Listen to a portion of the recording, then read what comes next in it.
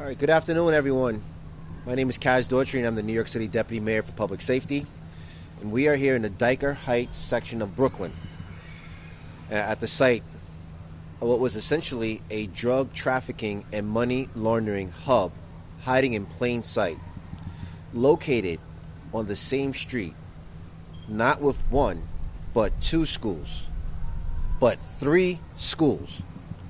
Inside this apartment building behind me, the law enforcement teams just took down a major illegal operation, seizing dangerous narcotics, illegal cannabis, guns, thousands in cash, close to approximately $500,000 worth of cash. Let me break it down for you. 6 arrests were made, 2 illegal firearms recovered, over 100 pounds, approximately, give or take, of unregulated cannabis. Other dangerous drugs, including what appears to be ketamine, ecstasy, and heroin. And approximately, like I said before, about $500,000 in illicit cash. All of it right here in this beautiful residential neighborhood, Daughtry Heights. This wasn't just a smoke shop. This was a trafficking operation, a serious threat to public safety. And operations like this attract crime. They often are guarded with illegal weapons, and they put the entire building and the community at risk. This is why we're standing here today with our partners in the United States Drug Enforcement Administration, because this was a team effort. This investigation was led by the DEA for New Jersey under the leadership of Special Agent in Charge Sean Wolf, with the support from the Sheriff's Joint Compliance Task Force, along with the NYPD Sheriff's Task Force, and the DEA New York Division led by Special Agent in Charge Frank Tarantino, and the Brooklyn District Attorney's Office by the Honorable Eric Gonzalez. And this is what the power of partnership looks like. Drug traffickers don't stop at our cities or states or borders, and neither do we. This is an ongoing investigation that spans through multiple states. And if you are moving dangerous narcotics into New York City, we're going to find you and shut you down. And this is how we fight back against illegal drug trade here in New York City, by going beyond storefronts and targeting people running these operations behind the scenes. Let me be clear. FAFO. When you are coming into our neighborhoods, we will find you. We're not going to tolerate networks like this that root in our city, not in Daughtry Heights, not in downtown Brooklyn, not anywhere in this city. We will keep coming for you, the suppliers, and anyone involved in this. We will keep tracking you down. We will be taking guns and drugs off of our streets. And we will keep protecting the people of New York City. And I want to thank the sheriff and his entire team, along with the DEA and every agency that helped bring this operation to a close. With that, I'm going to turn it over to Sheriff Miranda. Thank you, Deputy Mayor. Again, it is an honor to be out here. This is a joint operation. To emphasize, it has been a joint interagency operation. Well over 50 personnel from different units spanning the New York City Police Department, the Sheriff's Office, and the DEA offices, the New York and New Jersey DEA office. Over 50 personnel were utilized to do this operation. In addition to what was already spoken about, what was seized, we removed 5 vehicles from this location. We should understand that this is an ongoing investigation. There's still other people involved. And yes, we will be knocking at your door shortly.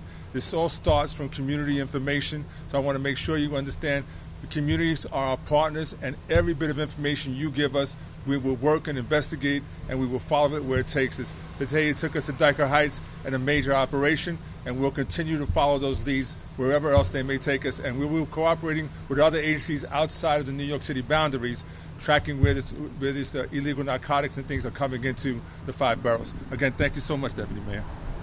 Thank you, Sheriff. Topics? Deputy Mayor, can you tell us about these 6 arrests? I mean, who are these people, and how long do you think that maybe they were living here? The individuals that were arrested this morning are individuals that actually live in the apartments that are here.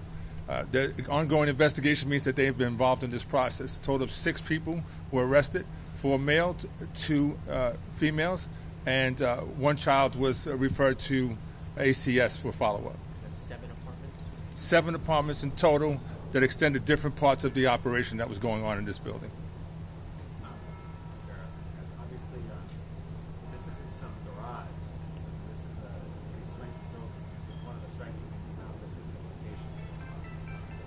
How long was this going on? Was there a lot of traffic in these apartments? How aware were the neighbors of this happening? It seems hard to imagine this going on a long time. You want to do it? You know, good. Thanks for your question, Josh. This is a really, really beautiful building behind us. You have a senior center, community center downstairs. You have 3 schools in the area, 2 on this block alone, 1 around the corner. This operation, we're not going to go into details. I'll let the sheriff explain that, but how do you think the families, like this, in a couple hours, this block is going to be mobbed with school buses and children with the dismissals coming out here, and for them to pick this building to operate an illegal safe house, storage house, distribution center, we are not playing. Let this is a message to people that the criminal enterprise that want to operate like this in the city. We are going to find you. We are going to bring you to justice. That's why we partner with our federal authorities, so we can bring federal charges also on top of the state charges. This operation has been happening sometimes, and I'll let the sheriff go into a little more details because this is still an active investigation, but we're not joking around. Putting the communities and the families in this building at risk. 7 apartments. Josh, there were 7 apartments on multiple floors. Safe houses, storage houses, distribution centers, and this beautiful luxury building behind us. That's not going to happen. What's the message to the families who are going to be on this block in a few hours? I'm sorry? What's the message to the families, the parents who are in this area who are thinking, well, if that happened here, what else is happening possibly in the community? The message to the families on this block is that there were some calls for concerns. They may have thought that their little quality of life calls have not gone unanswered. This is the answer to those calls. The message is to anyone on the block: if you see anything, or if you have any information, to please contact the New York City Police Department or the Sheriff's Office or 301s. The Sheriff gets a copy of those 301 complaints when it comes to drugs, marijuana sales, and so on and so forth. And he will investigate it with his team along with the NYPD. And if there's an opportunity where we can bring our federal partners involved, like this one here, we will. This case may be closed here in this building, but there are still other states that this has taken us to, and I'll leave it like that. Yeah. Sure. Were you about to elaborate a little bit on what the deputy mayor was saying about this particular operation? How it works? Again, it took In the context of this building. It took several different agencies and resources to be able to conduct the observations and collect the evidence that was necessary. We have been working closely with the Brooklyn District Attorney's Office in preparing all the evidence to ensure that it was properly prepared for prosecution before we went and executed the search warrants at this location. So, again, to tell you, it's been an ongoing investigation that required a lot of resources to be able to bring details not only from New York City, but details from outside of New York City together to be able to launch to identify this location and the multiple apartments that were involved. I guess, were the guests coming in at all hours to buy product? They had the building, the way it's set up, has an elaborate structure and an underground garage that also allowed the distribution vehicles to go in at the bottom and vans to come in and out of the location. So different methods. Some were straight vehicles. That's why you said as many as 5 vehicles were told today. Different types of vehicles.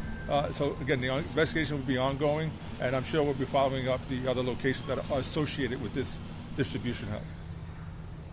Thank you. Any further questions? Thank you. Thanks.